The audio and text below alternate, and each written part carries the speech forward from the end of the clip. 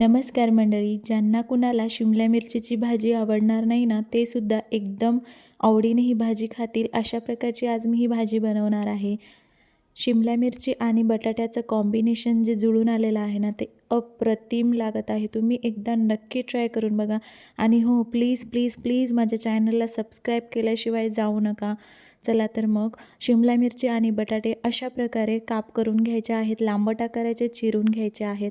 आणि आपण ग्रेव्हीसाठी ना इथे 2 चमचे फ्रेश दही, त्यामध्ये लाल तिखट, हळद, गरम मसाला टाकून, मीठ टाकून छान असं मिक्स करून घ्यायचं आहे. आणि 2 ते 3 चमचे शेंगदाण्याचं कूट देखील घालायचं आहे बाइंडिंगसाठी. आणि फ्रेश असा कोथिंबीर टाकून ह्याला मिक्स करून घ्यायचं आहे अशा प्रकारे. आणि परत ह्याला बाजूला ठेवून द्यायचं आहे. आणि आता आपण फोडणी टाकून घेऊयात. फोडणीसाठी मी इथे कढई गरम करायला ठेवलेला आहे. त्यामध्ये 2 चमचे तेल टाकून घ्यायचं आहे. तेल गरम झाल्यानंतर जिरे, मोहरी टाकून मस्त असा कांदा बारीक चिरून घालायचा आहे. त्याचबरोबर लसूण देखील ठेचून टाकायचा आहे. आणि वरतून कढीपत्त्याची पाने देखील टाकायचे आहेत. हे लालसर झाल्यानंतर आपण जी ग्रेव्ही बनवलं होतं ना, ती ह्याच्यामध्ये टाकून घ्यायची. अशा प्रकारे तेलामध्येच आपण ह्याला फ्राय करून घ्यायचं आहे. ह्याला तेल किती छान सुटलेलं आहे पाहू शकता तुम्ही.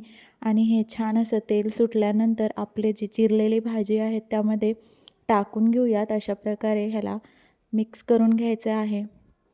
शिमला मिरची आणि बटाटे दोन्ही देखील ह्याच्यामध्ये टाकून व्यवस्थित मिक्स करून घ्यायचं आहे. आणि ह्याला वाफू द्यायचं आहे. गरज वाटल्यास थोडंसं पाणी टाकून आपण ह्याला झाकण लावून ठेवून देऊयात. तुम्ही पाहू शकता किती सुंदर असा कलर आलेला आहे आपल्या भाजीला. आणि खायला तर अप्रतिम लागते. तुम्ही जर ही भाजी बनवलात तर रोज रोज हीच भाजी बनवून खाल. एवढीच मस्त आणि टेस्टी अशी भाजी आपली तयार झालेली आहे. आवडल्यास लाईक करायला विसरू नका. Bye bye.